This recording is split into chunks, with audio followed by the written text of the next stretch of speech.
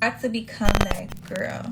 It's a lot of enhancements you need to make and a lot of things you need. I'm still trying to become that girl, so I'm starting a bullet journal. I'm gonna decorate the outside first with these stickers I made. I'm gonna try to become that girl, but I need an aesthetic night routine, so let's plan one out. First, hydrate. Girls, that girl, that girl, that girl, that girl, that girl, that girl, that girl, that girl, that girl, that girl, that girl.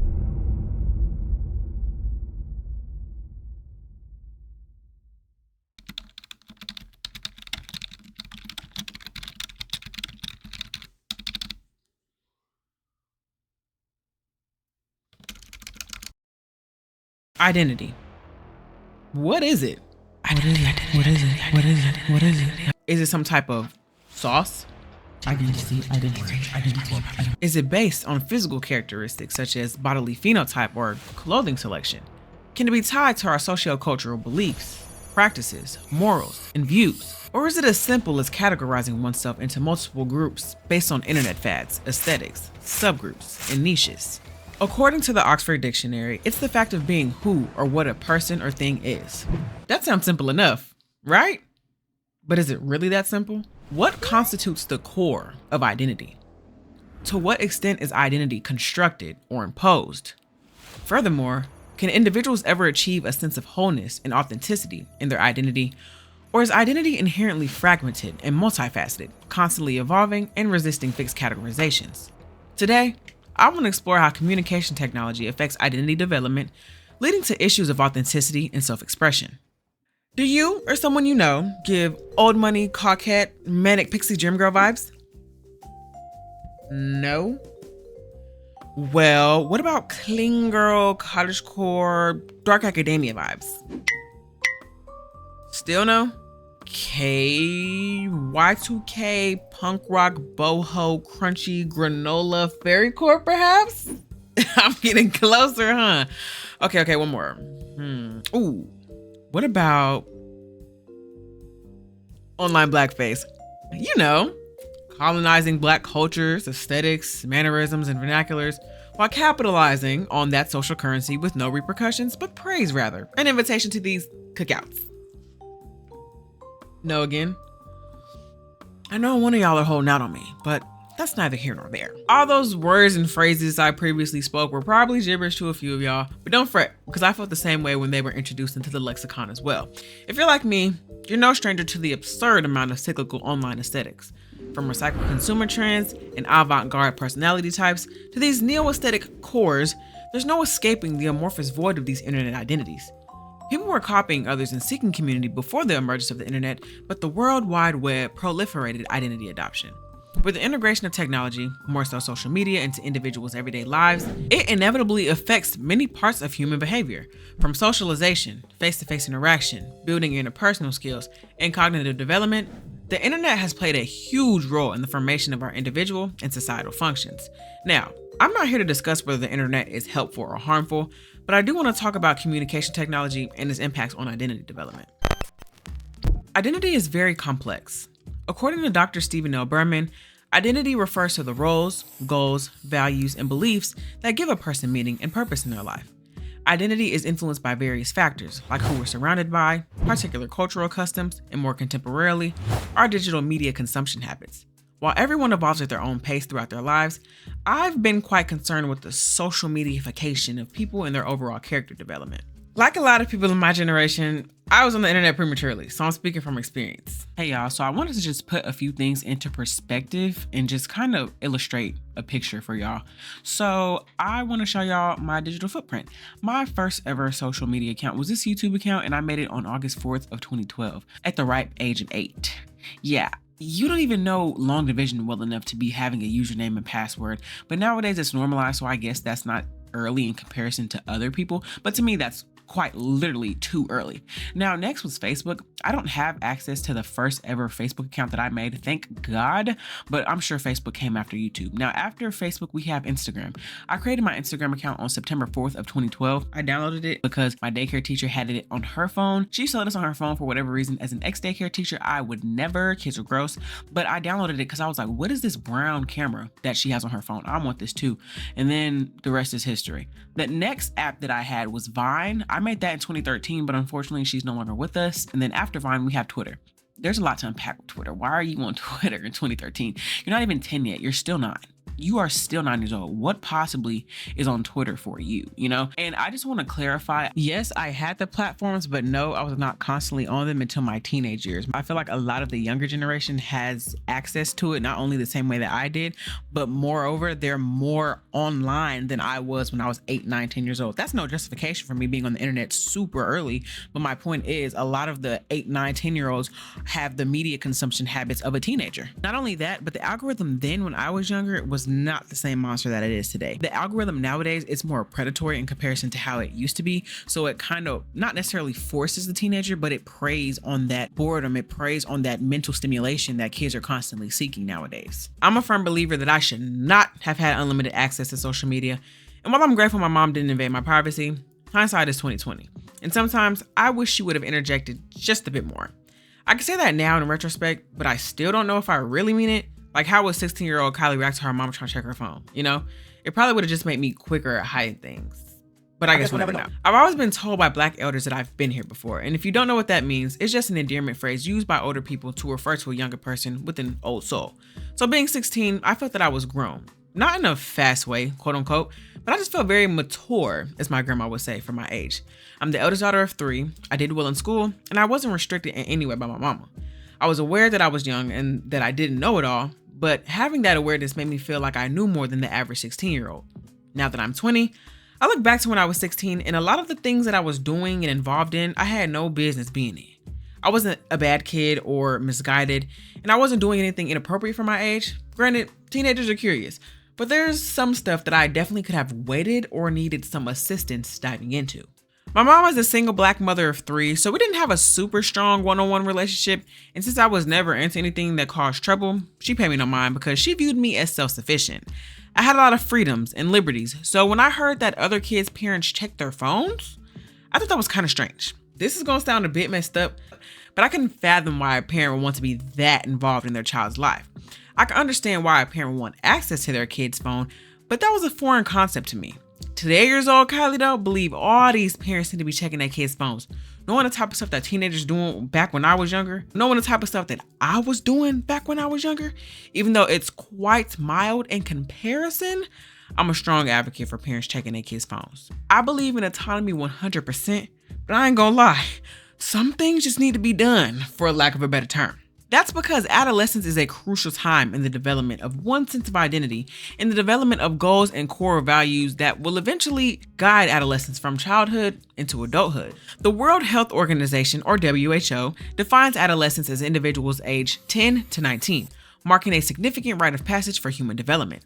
It's a time of discovery and disorientation, and a time where adolescents may feel lost due to their lack of status and clear roles in society. A study published in the summer of 2022 suggests the emergence of social media and communication technology may worsen this conflict by consuming adolescents' time and providing users with the ability to create alternative social worlds distinct from their lives offline. Recognizing that measuring time spent on technology alone may be too broad, so the study instead focused on understanding why and how it's used. The study revealed a correlation between social media usage and higher levels of identity distress, lower levels of identity development, and less peer attachment. Findings indicate that as ego development and self-concept clarity increase, internet use and internet addiction tend to decrease. In other words, adolescents who have a stronger sense of self are less likely to use the internet excessively or become addicted to it. Now, it don't take Einstein to see digital media's impact on the youth, ages 10 to 24, as defined by the WHO. There's a mental health crisis and a pandemic of loneliness, according to literally every news network out there. A lot of young people, millennials included, were sold a dream that now seems unattainable considering the current economic and political climate of the world. With disproportionately high rates of mental health disorders compared to previous generations and the absence of third places, where are the younger generations supposed to turn when lost? The internet, silly. Duh! Humans generally have an innate desire for community and social connection. According to psychological theories such as Maslow's hierarchy of needs, social belongingness is a fundamental human need. Having meaningful relationships and connections with others fulfills our need for belonging. Hence why being in a community provides that sense of identity and shared values. It also allows individuals to share collective experiences while engaging in collective activities that reinforce their sense of self. Communities are good, depending on the type. I'm an advocate for them because the older I get, the more I realize that doing life alone kind of sucks. But one of the many problems with the internet and identity development, especially among the youth, is when community turns aesthetic. In contemporary vernacular, aesthetics is often used to refer to visual appearance, style, or design in relation to art, fashion, or the overall look of something. However, in philosophy, it refers to a branch that deals with questions about beauty, art, perception, and the nature of aesthetic experience. In layman's terms, it involves more than just the visual appeal of something.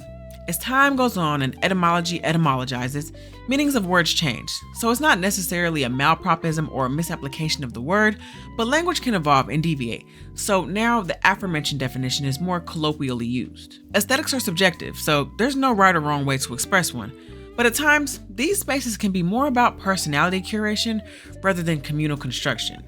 As humans, we're constantly shifting in more ways than one, but with social media, people are conforming to internet cultures, not understanding their motives or the history behind some of the tropes they're attempting to portray.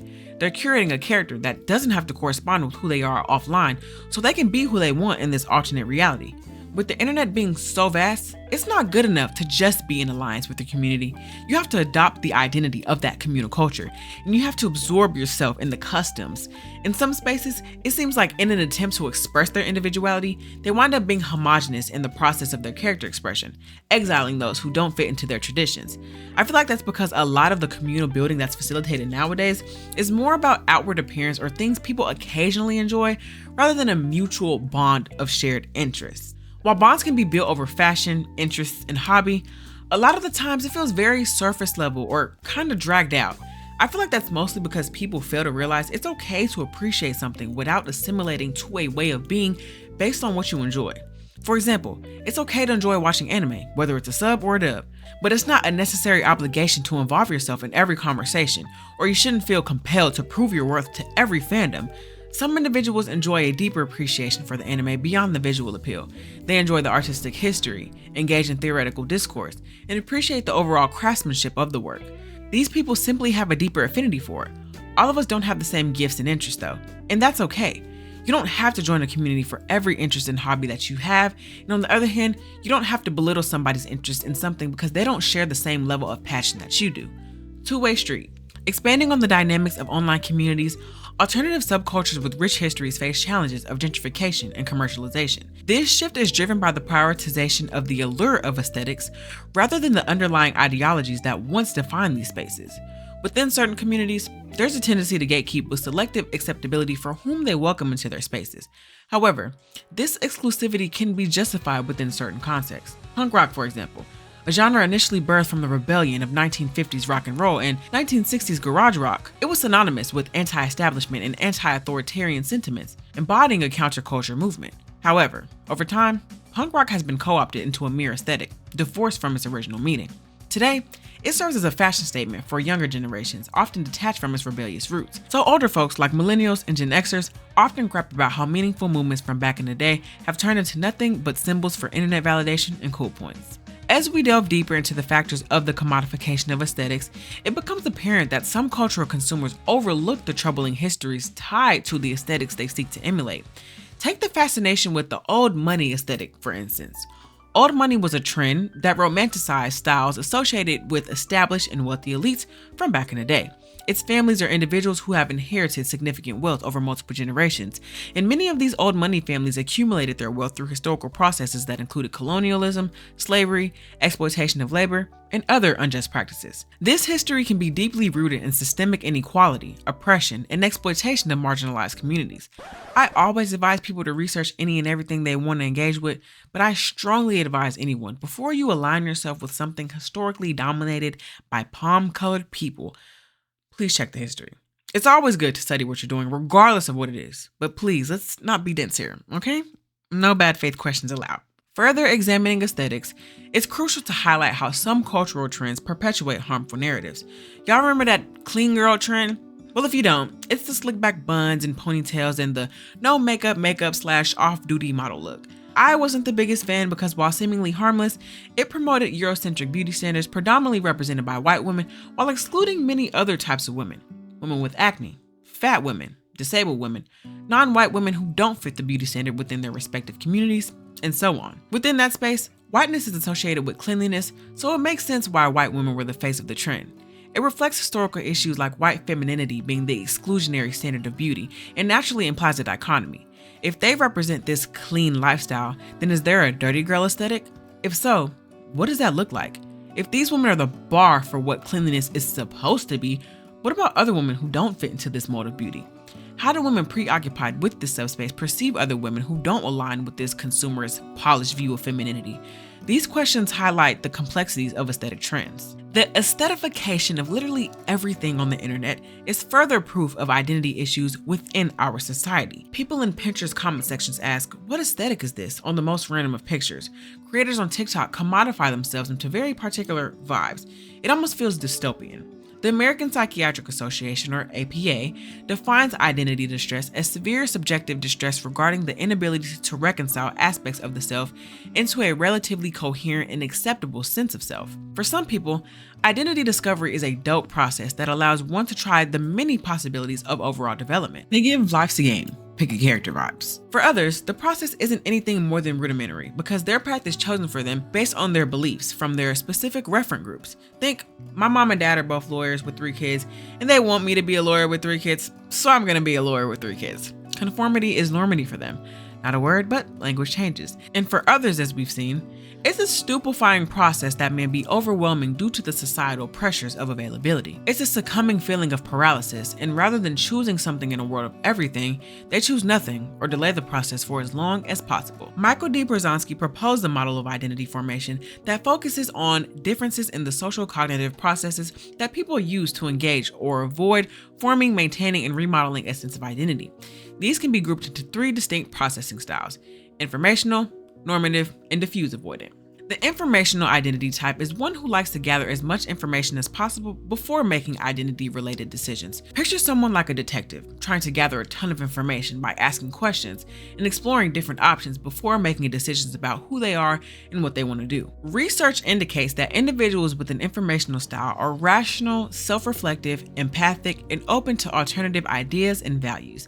They tend to define themselves in terms of personal attributes such as personal values, goals, and standards. The normative identity type is one who looks toward authority figures to guide identity-related decision-making. Think of someone who's always looking for advice or guidance from others. These type instinctively internalize the standards of significant figures and use that feedback to shape their identity. Research indicates that individuals with a normative style are self-disciplined, conscientious, and hold firm commitments and life goals, but at the same time, tend to adhere in a rigid, inflexible, and authoritarian fashion to traditional views, stressing the importance in defining themselves in terms of collective self-attributes such as family, religion, community, and pride in their country. And lastly, the diffuse avoidant identity type is one who tends to avoid or delay making identity-related decisions. This one's a bit different. This type tends to procrastinate identity conflicts as long as possible. Furthermore, these types strategically attempt to evade potentially negative self-relevant feedback. They are self-centered, impulsive, present-oriented, externally controlled, and operate in a situation-specific fashion, defining themselves in terms of social attributes such as reputation and popularity. Brzezinski's work sheds light on individual differences and how people approach identity formation. His research was conducted in 1990, so it will be interesting to see an updated quantitative study for these identity models, considering how much has changed since then. If only I had the resources. Quick little plug, that was sarcasm, by the way. I'm not begging y'all for money, but if you guys would like to, I'm able to accept tips now. Not only that, I am able to begin providing the little membership type thing that YouTube offers. So if people are interested, if anybody's interested, please don't hesitate to let me know. I have a community post on my page. I'll link it. Well, I don't know if I can link it, but I'll put it right here so you guys can go comment on that because it would really help me gather some ideas because I'd hate to make y'all pay for a membership-based service and I'm not providing membership-based material. So if that's something that you guys would be interested in, don't hesitate to leave a comment down below on that post. And yeah, back to the video. I know it may not be that deep to a few of y'all, but to me, it's always that deep. There's nothing wrong with community or wanting to align with certain aesthetics, but one of the main issues is the people within these communities are young and therefore very impressionable. When the youth is done mindlessly scrolling on their perfectly curated feeds, they leave with the same personality type, the same clothes, the same swag, the same mannerisms, the same gadgets, the same slang, the same taste, and that's not an overstatement. There's not much encouraging diversity, and it's a regurgitation of the same things. I mean, with there being 8 billion people in the world, you can only be so different, but in their quest for self-discovery, some of these people don't even give themselves a proper maturation period to experience life. Hopping from trend to trend, there's little to no consistency among younger generations in terms of discovery. They feel pressured to indulgently experience everything all at once due to the overexposure of social media. Within my videos, I aim to offer solutions to the things I talk about if applicable. The way I look at it is, what's the point of bringing awareness to an issue, moreover complaining about one, without actively trying to find solutions to the problem, right? We can't save the world overnight, but I don't want to just reiterate points that you could have found elsewhere, you know? My solutions may not always be universally good, profound, or new, but that's not the point. I aim to make sure the steps taken towards these solutions are within reason, hoping the majority will be able to participate. However, that may not always be the case. All right, I feel like one of many solutions to this issue that I discussed today would be an education reformation. The current education system, with its emphasis on standardized testing and other traditional techniques, has been in place for several decades. It's old, like our Senate, Congress, and president. This is not an invitation to spam the comments with right-wing rhetoric about the current president and leftists shut the hell up with the he walked into this and the lesser of the two evils. Please don't say nothing about that down below, please. Pretty please with a cherry on top. Thank you.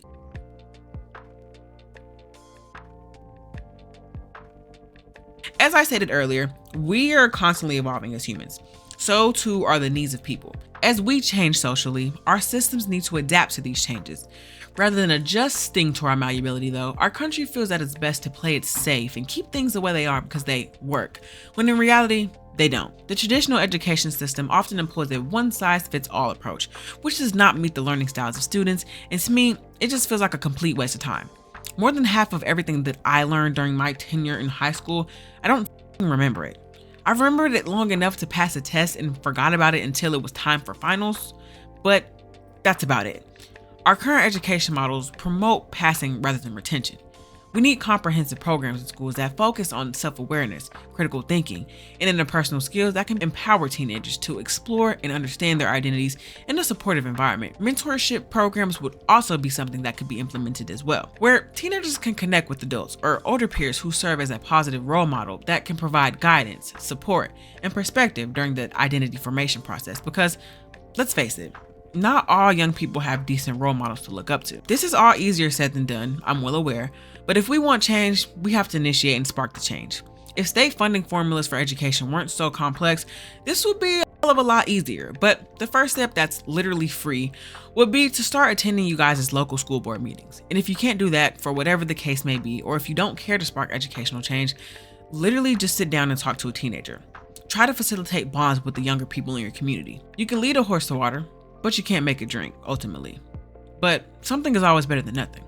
I know the youth is weird, but we're living in weird times, so it's normal for us to be weird. So don't be weird about us being weird. Extend an olive branch. Help if you can. And if you're part of the older youth and you're struggling with your identity, just get off your phone and literally touch grass. I don't mean that in an offensive way. I mean go outside, leave your phone somewhere far away, and just exist because it helps.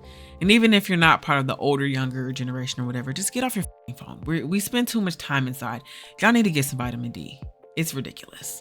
That's all for today's episode. I hope within this conversation I could provide something. So hopefully I sparked a thought in your brain. If not, check out my other videos. Maybe those will. As always, I appreciate y'all so much for your time here today. Thank you for watching. Links for all of my study material will be down below. As always, thank y'all so much for tuning in. Kylee, Simone, signing out.